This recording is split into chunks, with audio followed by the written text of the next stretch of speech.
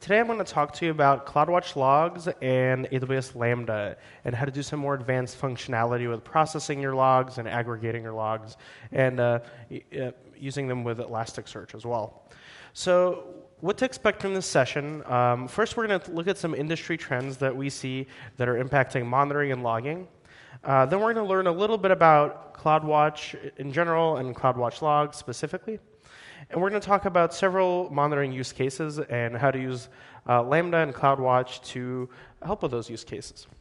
So we're also going to talk about 3 different scenarios here, and I'll show you actual demos with how to make these scenarios something that you can use our services for. So the first one is centralizing your logs. So you're going to take logs that are on an ELB or an ALB load balancer, and you're going to use you're going to put all those logs in S3 buckets, and you're going to send those logs from S3 into CloudWatch logs, from where you can do further analysis with them. Then we're going to talk about customizing your alarms. So you can generate alarms from CloudWatch and CloudWatch logs, but how do you get the alarms to give you the information that you actually need? So actionable information that you can resolve the alarms from. And we're going to look at how do you analyze your actual logs. So how do you build a quick on-demand Elasticsearch cluster just as you need to analyze your logs, and then shut it down really quickly. So let's talk about a common scenario that I certainly have seen before, both in my previous life as a DevOps engineer and with customers I work with now. So this is your typical SRE, right? And there's an incident going on, but they don't really know that anything's happening until, well, let me tell you the story. So this story, again, is mostly true. I've changed the names not to, to protect the innocent. And so you've got an app. Your app is down, but you don't know that it's down until one of your customers actually writes a ticket. So that's the first red flag there. You have to have a customer let you know that your app's down. John, the on-call developer, is paged through the ticketing system because of this call, because of this customer ticket, but none of your alarms fired. So we'll call this the blissful ignorance stage of the incident. So John starts to look at service dashboards, and he doesn't really see anything that impacts availability. So he doesn't really know how to begin to solve this problem. So John then decides to escalate to a manager that's on call, and so we'll call this the confusion stage of the incident. So then more customer tickets are pouring in. The escalation manager, Jane, joins the event and starts trying to figure out what's going on. And then, even worse, John and Jane's CTO notices the problem and sends Jane an IM saying, Jane, what's going on here? So this is where the stress part of the incident starts. And so John and Jane then recall a recent other issue where certain customers started to issue expensive operations on the database. This caused a similar kind of problem. So John starts just SSHing into production hosts and trying to look into the logs to see if this is in fact the issue. John thinks he's got a suspect customer figured out, and Jane cuts a ticket and prepares a configuration change to block that customer. So this is the false hope step of the incident. And another team engages, and they just confirm that they haven't actually changed any code or anything. And Jane and John also confirm that the problem still exists even after blocking the customer. So they're out of ideas, so they just decide to fail over to the standby. So it's the have you tried rebooting stage. So we'll call this Desperation. But that actually fixes the incident, right? So that's unexpected, but it actually worked, as rebooting usually does. And so they later found out that there's a software update that happened, and there's a new JDBC version that was introduced. This had a memory leak leading to Java heap exhaustion. That's what caused the problem.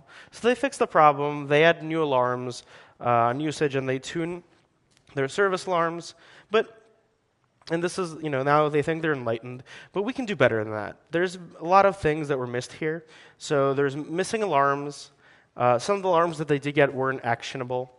They didn't have access to the right logs. They had to SSH into hosts, and that wastes a lot of time. And their dashboards didn't tell them that they were actually down. they had to be notified that they were down by one of their customers. So we see this over and over again. Monitoring, or at least monitoring the right things and getting actionable alerts on them is really hard. So let's talk about some trends that we see across the industry. More and more of our customers are moving toward microservices-based applications. So applications are becoming smaller, but each of these have their own logging that they need. Applications are being written in different languages, different frameworks, and workloads are running more on containers, so on things like ECS and Docker in general, on serverless compute platforms such as Lambda. And again, these all also need logging as well. And we see specialization in the persistence tier as well. So some applications are using NoSQL, some applications are using Postgres, MySQL, Oracle, SQL Server, right? And we see that, again, there's a move toward, part of the move toward microservices is that every small change is always continuously built, tested, and deployed. So continuous integration, continuous delivery, continuous deployment. And this is causing the scale of infrastructure to grow, and also the logging needs of that infrastructure to grow. So CI/CD and DevOps in general is a forcing function toward automation, and increased automation means you need good monitoring. And we also notice that applications are global, and customer behavior is unpredictable. So as your application goes global, you're not bound to just one time zone or one season. Your app's always on. It always has to be working, and it has to be prepared for spikes in usage at any given time. Also, we're seeing that actual roles of applications have a significant impact on business outcomes. So security is really important. Uptime is really important. All this is having an impact on the bottom line of our customers. And rapidly evolving applications is really important to gain competitive advantage against others in your field. And also, customers are increasing their expectations. So I used to see applications all the time that were like down on the weekends or only open during business hours, and I'm seeing that a lot less. Customers expect the applications they used to be on all the time and working all the time. And then another trend is that monitoring is no longer just a standalone thing. It's a part of the application lifecycle. So whether you're doing configuration management or provisioning your infrastructure or governance and compliance or resource optimization, you're using logging and monitoring to inform your decisions with how you act on all those stages. So let's talk about CloudWatch logs, or CloudWatch and CloudWatch logs, which are monitoring and logging services. And so CloudWatch allows you to use AWS-generated metrics, such as, for instances, for example, CPU usage, network out. So it lets you use logs and events.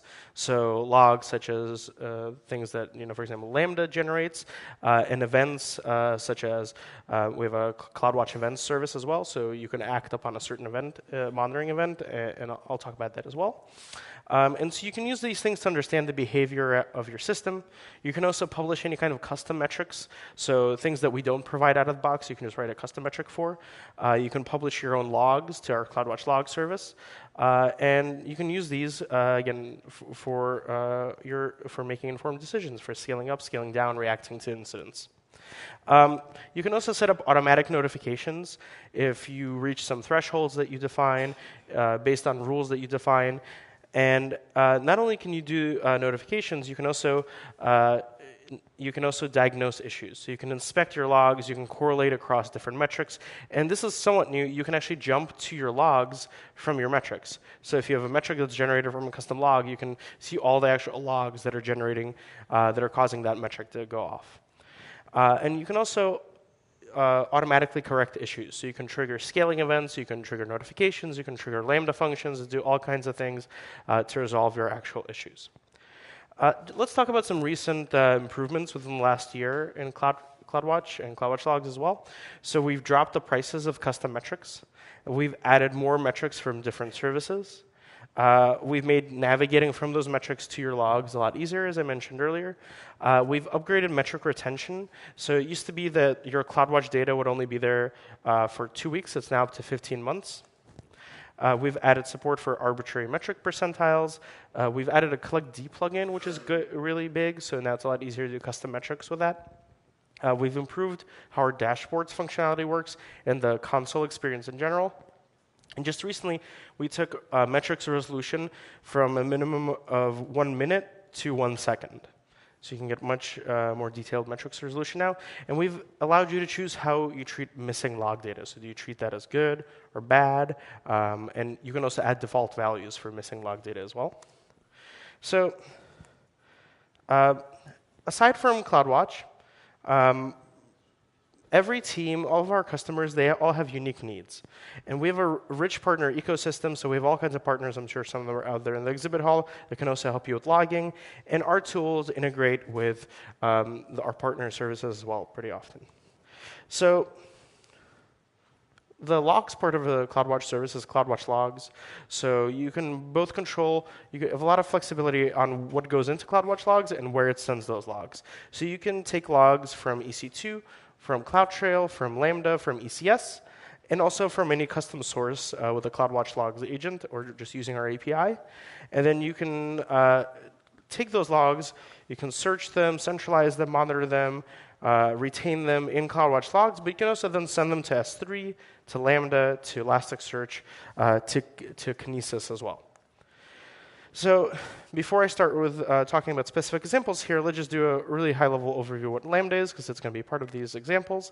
So, so Lambda is our serverless compute service. So you can run arbitrary code without having to spin up any servers or even any containers or anything. You just give us the code. Right now we support Java, Node.js, C# and Python in Lambda, and it's event-driven. So you can kick it off on a schedule, you can kick it off arbitrarily, or you can kick it off from something like a file dropping into an S3 bucket, which I'll show you how to do.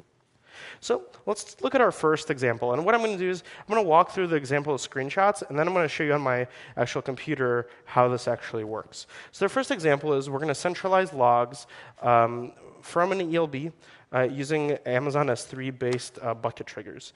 So let's take a look at the actual problem here.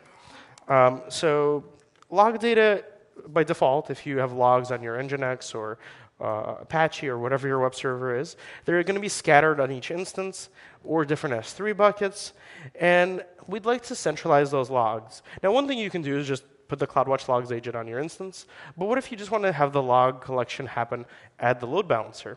So ELB and ALB have this option for access logs. So you just have to enable it. And then those logs go to S3, which is great. But once they're in S3, what if we want to push them to CloudWatch logs so we can do these metrics filters on them and do all kinds of more advanced functionality with analyzing those logs? So how do we do this? Well, so we take the logs that are in S3. We enable, we use a S3 to trigger a Lambda function. So every time there's a new object created in the specific bucket in S3, it's going to trigger this Lambda function. The Lambda function is going to read the log from the S3 bucket and publish it to CloudWatch logs. So what you should do to do this is you would spin up 3 EC2 instances. They should be running Apache or Nginx or any other kind of web server. You then configure a load balancer with those 3 instances in them. The load balancer, assuming it's an ALB, is going to have a target group, again, with the 3 instances. You're going to enable log delivery to an S3 bucket from that ELB or ALB. And then you're going to configure your trigger. So your trigger is going to take anything that's created in this bucket. It's going to trigger the Lambda function. So what the Lambda function does, and this code's all on our GitHub repo. I'll have a link to it later, and you'll have access to copies of these slides. So it reads the logs from the S3 bucket by using the S3 getObject API. It then posts the logs into CloudWatch logs using the put logs events API, which is a CloudWatch logs API. And all you need, again, is to just go to your ELB, generate some traffic, so hit, refresh on your ELB. And you can watch the logs then show up. It takes about 5 minutes for them to show up in S3. Once they're in S3, you can then almost immediately see them also populate in CloudWatch logs. Once they're in CloudWatch logs, you can do things that you can't do when they're just straight in S3. So you can, for example, search for all HTTP gets in the last 24 hours, and that you just do get HTTP. It's a pretty simple search. You can do more advanced things. You can set up a filter pattern that extracts requests, but only with a latency of more than 1 millisecond. So you can get slow requests.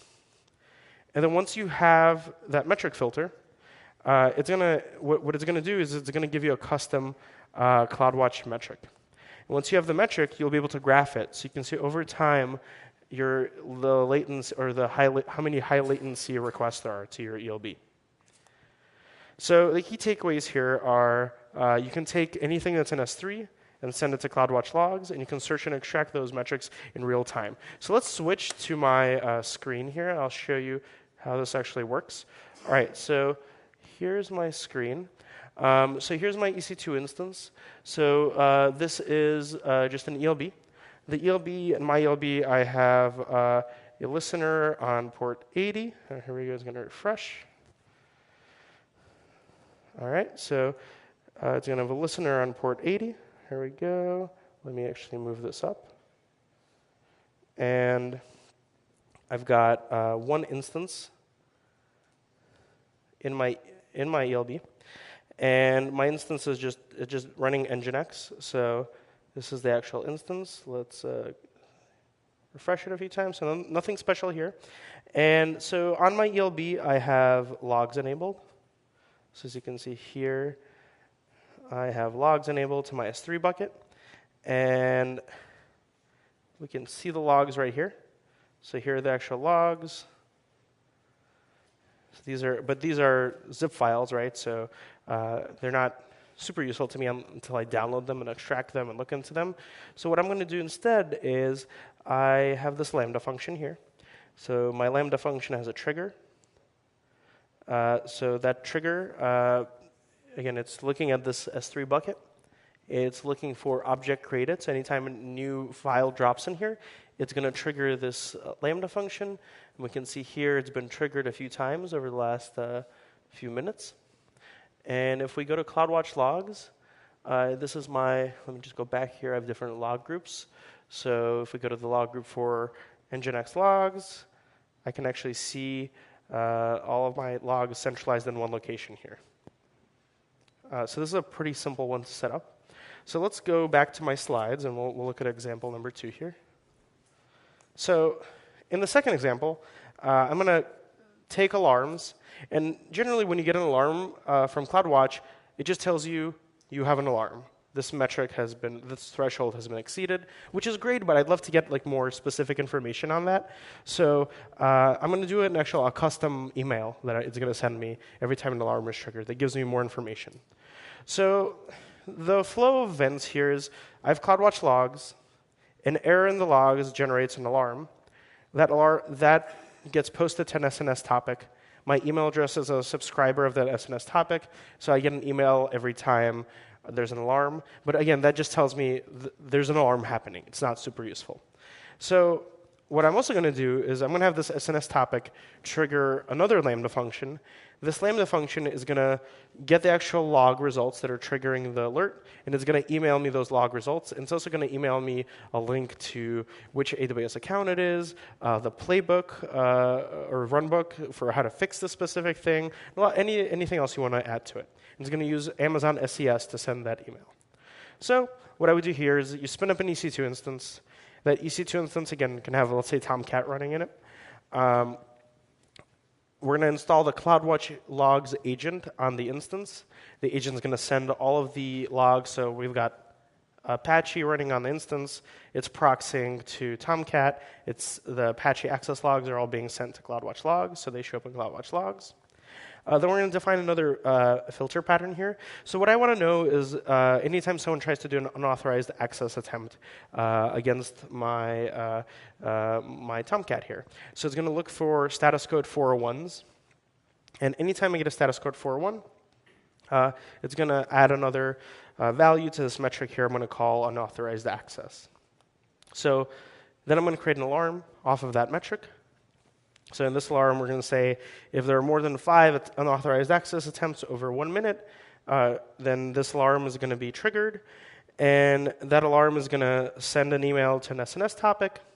Again, we're going to hook up that SNS topic to a Lambda function. That's going to be the trigger. The Lambda function, what it's going to do is it's going to get the metric filter information using describe metric filters, the API. It's going to then get the actual log data by invoking the filter log events API. And it's going to then use SES to send me an email with the log data, letting me know what's actually going on here. And so then, just to trigger it, all I need to do is actually cause a 401. So I'm going to go to a web page where I need to authenticate and hit cancel on the login page a few times. And this is the email that I would get just from the regular alarm. So in this email, it's telling me what the alarm actually is, and the threshold has been crossed. It's great. Again, not super useful. This is the alarm that my Lambda function is going to send me. So it's going to give me a link to the runbook. It's going to give me an account ID, which I've taken out here. And it's going to tell me what region this is in. It's going to tell me the exact time of the alarm. And the most useful part is going to show me the actual logs. It's going to show me the contents of the logs. So let's switch back to my screen. All right, so let's see if I get the right window here. So, yep, this is it. So I've got my instance. So this is Tomcat right here. So just running Tomcat on my instance. I've got a dashboard. This is actually the metric it's showing me every time this is triggered. So before we do anything, let's go to my Tomcat instance. And I'm going to trigger a few more of these alarms here. So I'm just going to hit cancel. I'm going to do this a few times. So hopefully it'll send me an email soon. So let's take a look at, again, what we have here. So this is, I have the CloudWatch logs agent running on my instance. And see, it's var log HTTP access log. So it's sending that. And it creates a different log stream for every instance. Since I'm running this on only one instance, there's only one log stream. And here's the actual logging data. And then what I have here is, so if we look at the logs, I've got one filter here. So this is, again, the filter that I made in the screenshot. So again, it's just looking for 401s. So if I test my pattern, I've got 38 matches on it. And I've got an alarm attached to this. And my alarm, again, right now it's OK. It's going to take a few minutes, I think, to process. But basically, what happens is I've got my Lambda function here. If we look at the triggers, it's triggering off of this SNS topic. If we look at the monitoring here, this is how often it's been invoked. And let me just see here. 1 second. So yep, actually just got some emails. Here, I'll show you what I got. So this is my email for the actual one generated by the alarm itself. So again, not super useful. And then this is the email generated by my Lambda function. So this is way more useful. So this is the actual log data. So that works. So let's switch back to the slides. And as you can see, it sent me that email almost instantaneously. So the nice thing is, like, I showed you the demo, right? But as I was doing it, it took about a minute for me to get an alarm that something was going on, that I was trying to do an unauthorized access against my Tomcat instance. So again, just some takeaways from this example. You can customize your alarms to add specific details that you need. When you see a spike in a metric, you can also get the specific logs triggered by the alarm, and you can get them in near real time. And you can use Lambda to get the specific information. And again, the Lambda function, you're paying every time it's triggered. So by the 100 milliseconds, it's very inexpensive. You don't have to have a permanent instance running to process these things, which is great. So let's take a look at the third example here. So we have this Amazon Elasticsearch service, and it's built-in functionality in flow logs, and specifically in CloudWatch logs, that you can send any of your CloudWatch log streams to Amazon Elasticsearch. But what if I don't want to have a permanent running cluster? What if just when some incident happens or when a specific need arises, I want to spin up an on-demand Elasticsearch cluster. I want to send some log data to that cluster. In this case, we're going to do VPC flow logs for a certain time period. And I want to build that cluster from this historical data. I want to do some analysis of it, and then I want to shut it down. So I don't want to have to pay for an ongoing cluster. So the flow of events here is we've got our CloudWatch logs. They're going. They're getting stored or we've got our flow logs. They're being stored in CloudWatch logs. We're going to take a specific time frame. So I don't want all of them. I just want a specific time frame, like a day or a week. And we're going to export them to S3. We're going to use, again, the S3 objects being created as a trigger for a Lambda function. The Lambda function, what it's going to do is it's going to actually transform that log data from the native flow logs format into JSON, which is something that Elasticsearch can read. And it's going to send those to Elasticsearch. And you're going to take a look at your Elasticsearch cluster. You're going to take a look at Kibana. You're going to analyze them. You're going to shut down your cluster. So the first thing you have to do is turn on flow logging. You can turn on flow logging on a VPC level or per ENI. In this case, I'm just turning it on for my whole VPC. You can almost immediately then see the actual contents of the flow logs in your CloudWatch logs. We're then going to spin up an Elasticsearch domain. We're going to have this Lambda function. The Lambda function is going to, again, every time that every time that it's triggered, it's going to actually use the getObject API, which is part of the S3 API, and it's going to read the flow logs from the S3 bucket. And it's going to transform them into a JSON document, and then it's going to ingest them into my Elasticsearch service. And then to actually do this, I'll show you how to do it in a second, but basically you just export the flow logs to S3, a certain interval of them. You verify that they're actually showing up in S3, and then you look at them in Kibana and Elasticsearch and do whatever you need to do with them. And then you get all kinds of cool dashboards, and you can then shut it down when you need to. So let's switch back to my screen here. All right, so let's take a look at this here.